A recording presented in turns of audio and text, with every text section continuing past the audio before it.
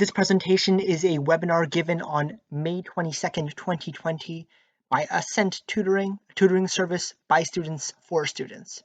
We'll be going over the coronavirus and everything you can do during the 2020 summer, as well as any future summers where things go back to normal.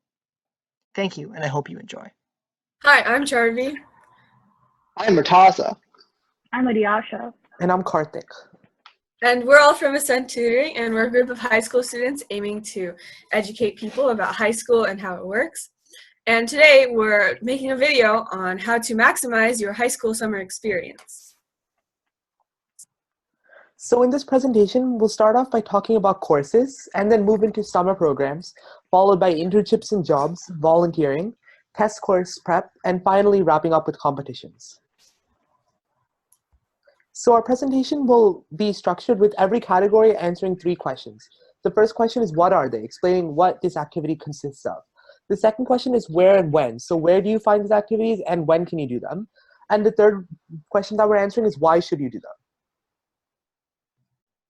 And the biggest thing to remember is there's no best choice. It's the best choice for you and what you are most interested in. There is not one size fits all in terms of these activities. Now we're going on to our first category, which is courses. Let's get into it. So what are courses? So these are online/in-person courses. They can range from a variety of topics. Pretty much anything that's covered in high school or college, you can probably take as a high schooler or during summer. They're usually consistent of 1 to 2 semesters, but they're crash courses, meaning they don't actually last like a couple of months because it's only during the summer break. It's only a couple of weeks. And so you're basically cramming in an entire year's worth of content into these few weeks, aka a crash course.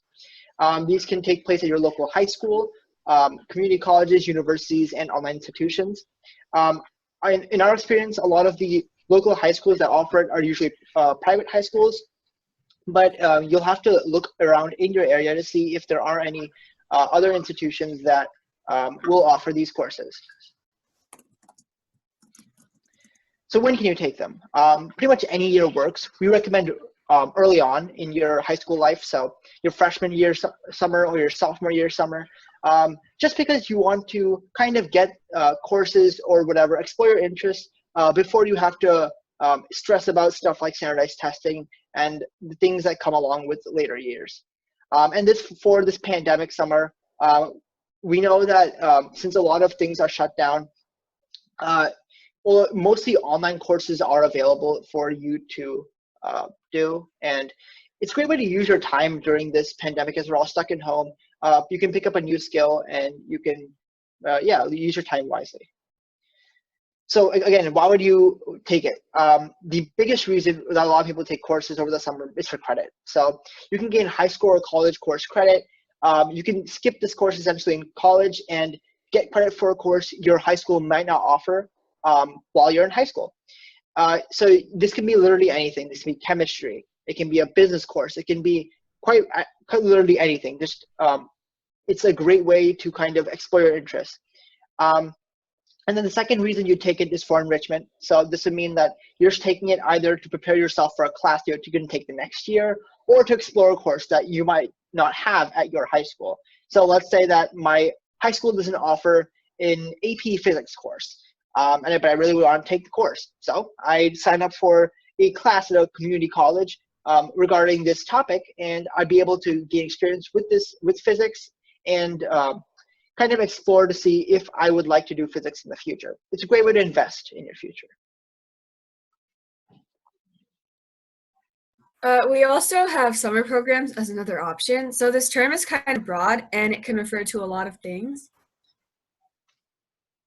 So for example, there are summer programs that are like seminars or like research workshops where you'll basically go somewhere and conduct research or go to lectures for a set amount of time. So these summer programs can last anywhere from 2 to 8 weeks, and a lot of them are held at universities and colleges, either like local or across the country. And there are like different types of these summer programs. A lot of them are generally residential, which means that you will be staying there in dorms and with other people for a set amount of time. And especially now, summer 2020, a lot of them are online and remote. And of course, there's a third category where you can commute there, and you could stay at your house and sleep there, but you go to that location for a set amount of time to participate in that summer program. So a lot of these summer programs can be done basically any time of year. And we recommend sophomore, junior year just because that's the most beneficial time to learn about your interests and your passions. And it is easier to get into selective programs if that's something that you are going for. However, these are still possible. You're a freshman and senior year, so if you do want to do a summer program, that's totally a great thing to consider. And especially in terms of coronavirus, a lot of these summer programs are canceled, but a few have gone online. So if you are interested in doing these programs, we do recommend registering in about April or May, because these less selective programs have application deadlines later on in the year, whereas more selective deadlines happen in about November or even December. So that's one thing to keep in mind. So make sure that if you are applying to summer programs, you want to be doing research very early on in your school year, the year before the summer. So why would you want to do these summer programs specifically instead of just taking a course online or at a local college? Well, you can gain a lot of valuable and more hands-on experience in future fields or career interests. For example, I think last year I attended a workshop where I did some research about microbiology at another UC. And I learned a lot about my area of interest and whether I would actually like to go into that field. And there's also the benefit of basically getting to spend a lot of weeks with new friends and hanging out and have just independence. So it's a lot of fun, and it's something that we do recommend checking out. Okay, so now moving into internships and jobs. So internships and jobs are opportunities to gain money and job experience, and they last for a varied amount of time. So depending on what internship and job, it's on a case-by-case basis. And so they can be paid, like all jobs and some internships, or unpaid. So most internships would be unpaid. And you can get internships through summer camps or jobs through major retailers. And some companies or labs accept internships, but you will often have to reach out to them first to make the first move. So internships and jobs can be done any year if qualifications are met.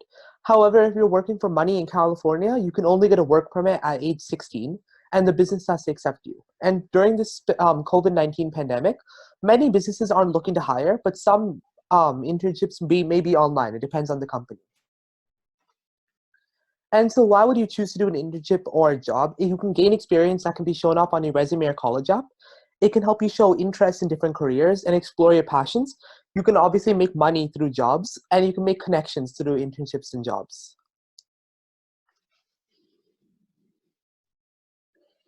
Okay, so now let's talk about volunteering.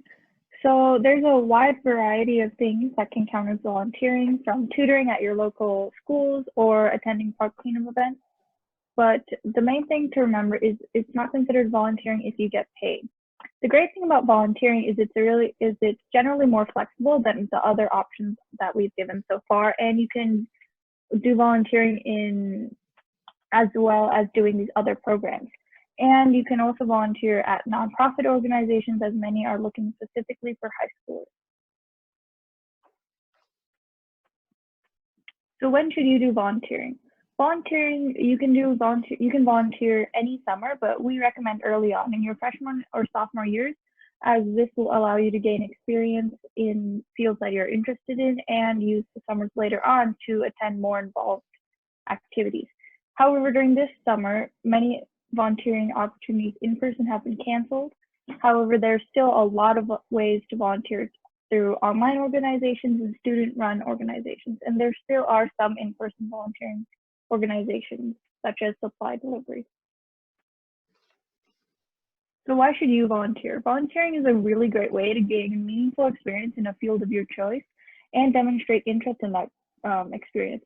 Since there's usually a less intensive selection process for volunteers, it's a really great way to gain a variety of experience and a great way to give back to your community. For example, I volunteered at a local high school to do remedial classes with students in math, and it was a really great way for me to give back to my community in a meaningful way. It's also a great way to meet new people with similar interests and gain hours for outside programs and awards, such as the Presidential Service Award. Okay, so now let's talk about test prep for standardized tests such as the ACT, SAT, or SAT subject test. So what is this? This is just studying for standardized tests such as the ACT and SAT and subject tests. These tests are generally offered year-round, so it's a really great idea to take these tests early on in the school year, such as in August or September, to get them out of the way so you don't have to worry about them later on. There's three main ways to prepare for tests. This is through, you can prepare at home by using prep books or online resources, through outside private organizations which offer online or in-person classes such as the Princeton Review, or even some free prep classes online or in person such as Khan Academy. So when should you be prepping for standardized tests? Most students prep for standardized tests in the summer before their junior or sophomore year, because most students end up taking the ACT or SAT their junior or sophomore year. However, some students do take their SAT or ACT their senior year, so that's also an option. However, during this summer, it's online and self-test prep are most likely going to be the best options due to the fact there won't be any in-person classes due to the situation, and some standardized testing may be canceled, so you need to stay updated on that. So why should you do your standardized test prep during the summer?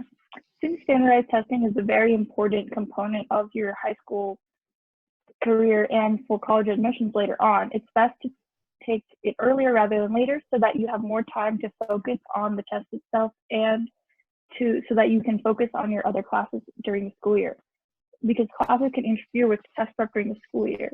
So, and if you study over the summer, you have a longer period of time to build the necessary skills for these tests. For example, I took the SAT in August before my junior year, which allowed me to focus on the SAT, get it done early in the year, and then focus on classes for the rest of the year. It also gives you time to retake the test as necessary if that's needed.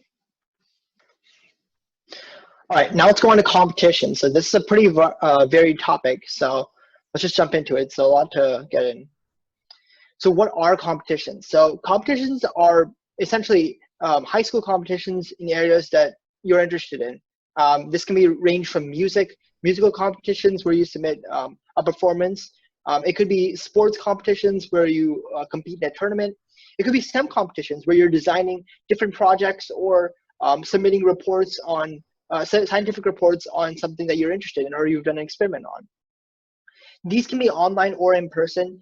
We've listed out a few prestigious competitions here, but in general, what you want to do is you want to look at these broad competitions, but you also want to look at a lot of these local competitions. Competitions that happen in your area are going to be the ones that you can usually go in person to, and then they're also, if you're able to compete in them, then you can actually, it's a higher chance you'll get prize money or some other reward. So when can you take these, do these competitions? So this can be done any summer, freshman year, sophomore year, junior year, or senior year.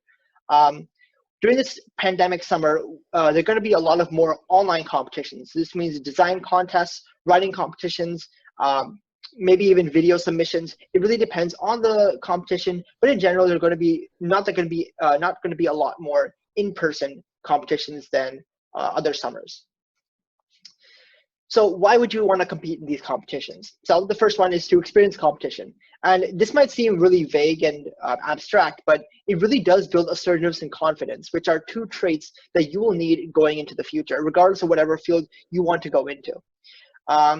The second really important reason you do competitions is for awards.